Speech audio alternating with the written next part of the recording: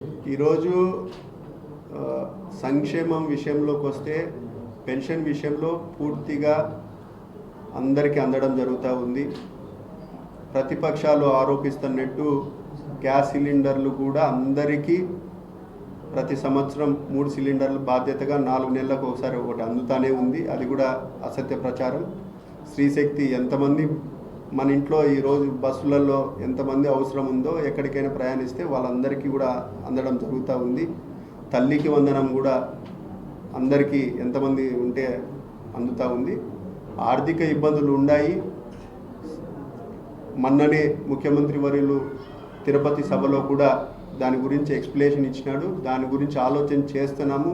P4 కింద కానీ లేదా నిరుద్యోగ భృతి అనేది ఎప్పుడైతే ఉద్యోగ అవకాశాలు కల్పించే విషయంలో 20 లక్షలు కానీ లేదా 16,000 కానీ లేదా పోలీస్ సంబంధించి ఇటువంటివన్నీ ఇస్తున్నప్పుడు నిరుద్యోగ భృతి గురించి కూడా ఆలోచన చేస్తున్నాము. శ్రీనిధి గురించి కూడా ఆలోచన చేస్తున్నాం. ఆర్థిక పరిస్థితి బాగాలేదు కాబట్టి ఈ విధంగా ముందుకు పోతున్నాం. కానీ ఎక్కడే కానీ ప్రజలను ఇబ్బంది పెట్టి ప్రజా సంక్షేమాన్ని గాలికి వదిలేసి మేము పోలేదని కూడా ఈ సందర్భంగా తెలియజేస్తున్నాం. అసలు ఎంపీ గారు ముందుగా కడప జిల్లాలో 1924 మధ్య ఏం అభివృద్ధి చేసినారో మీరు గతంలో పోలీసింగ్ కూడా ఒక సిఐగా ఉండే వ్యక్తిని ఎస్పీ లెవెల్లో పెట్టి మీరు మటక జూదము అన్నీ జరిపి మీరు చేసినారు తప్ప ఇది మా ముఖ్యమంత్రి వర్యులు ఎవ్వరు తప్పు చేస్తున్నా ఈరోజు ఎస్పీ గారు కూడా పూర్తిగా క్లబ్బుల విషయంలో కానీ ఏదైతే ఈరోజు ఉచిత ఇసుక ప్రతి సామాన్యునికి 1000 రూపాయలకు 800కు ట్రాక్టర్ దొరుకుతూ ఉంది.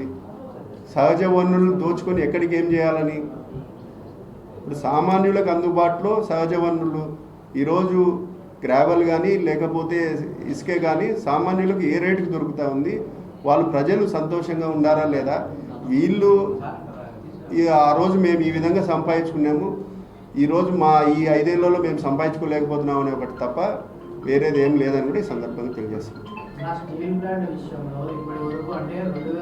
అంటున్నారు కానీ ఇది 2007 ఫస్ట్ అప్పుడున్న పెద్దలు రాజశేఖర రెడ్డి గారు ఉన్నప్పుడు ఫస్ట్ శంకుస్థాపన చేయడం, బ్రహ్మణి యాజమాన్యానికి కట్టబెట్టడం. దాని తర్వాత ఈరోజు మనం చెప్పదలుచుకుంది ఇందాక కూడా చెప్పినాను. గత నెల 22వ తేదీన మన జిల్లాకు వచ్చినప్పుడు యువ నాయకుడు నారా లోకేష్ బాబు గారు క్లియర్గా చెప్పడం జరిగింది. 2028-29 ఫైనాన్షియల్ ఇయర్ కల్లా కమర్షియల్ యాక్టివిటీస్ మేము తీసుకొని వస్తాము. కమర్షియల్ యాక్టివిటీస్ అంటే తద్వారా ఉపాధి ఉద్యోగ అవకాశాలు ప్రత్యక్షంగా వస్తాయని స్టేట్మెంట్ ఇవ్వడం కూడా జరిగింది. మన ముఖ్యమంత్రి వర్యులు కూడా రేపు నెలలో కానీ ఈ నెలలో టెంటేటివ్గా ఖచ్చితంగా వచ్చి సమీక్ష పనులు ఏ విధంగా జరుగుతున్నాయి సమీక్ష చేయడానికి కూడా రాబోతున్నారని కూడా ఈ సందర్భంగా మీకు తెలియజేస్తున్నాను. అభివృద్ధి సంక్షేమ పథకాలు అమలు చేస్తున్నామని మీరు అనేది వాళ్ళు దీనిపై చర్చకు సిద్ధం. మేము కూడా సిద్ధమే. ముద్దునూరు పులివెందల సొంతం ఆ రోజు గతంలో ముఖ్యమంత్రిగా ఉన్నారు, సొంత నియోజకవర్గానికి ప్రాతినిధ్యం వస్తున్నారు. ఎందుకు ఆగిపోయింది? జమ్లమడుగు నంద్యాల హైవేలు ఎందుకు ఆగిపోయినాయి? మీరు సంక్షేమం మీద అభివృద్ధి మీద మీరు సొంత జిల్లా ముఖ్యమంత్రి అయితే అందరూ గంపగుత్తగా ఓట్లు వేసినారు. మీరు ఏ ఉపాధి అవకాశాలు కల్పించినారో మేము కూడా రెడీ అంటున్నాం కదా.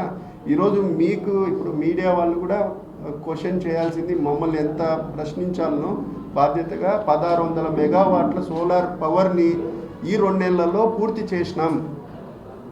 దాని ద్వారా ఐటీఐ కానీ సెక్యూరిటీ కానీ ఉద్యోగ అవకాశాలు కల్పిస్తున్నాము. ఒక రోజుతో ఆగిపోయేది కాదు. అభివృద్ధి అనేది నిరంతరం జరగాల్సినదే. వాళ్ళు 2 ఏళ్ళు వాళ్ళు 5 ఏళ్ళు ఏం చేసినారు? మేము శాంక్షన్లు ఇచ్చినామంటున్నారు, టెంకాయలు కొట్టినామంటున్నారు, ఆరికే పరిమితమైంది.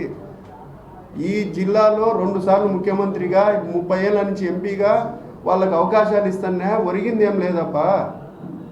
వాళ్ళ ఆస్తులు కానీ లేకపోతే వాళ్ళ పదవులు సంపాదించుకుంటున్నారు తప్ప మేము 2004-9 ఇది మీకు రెఫరెండం కాదు. మీరు కొత్త పార్టీ పెట్టుకున్నారు, రీజనల్ పార్టీగా వచ్చినారు. ఈ 2 ఏళ్ళు గత 5 ఏళ్ళదే బేరీ చేసుకున్నాము. అదే కదా చెప్పేది. చర్చకి ఎక్కడైనా సిద్ధమే ఏం జరుగుతుంది అనేది. బురద జల్లే కార్యక్రమం కాకుండా ఒక నిర్మాణాత్మకంగా విమర్శ చేయమనండి, సమాధానం చెప్పనీకి రెడీ, ఎక్కడైనా చర్చకు కూడా రెడీ.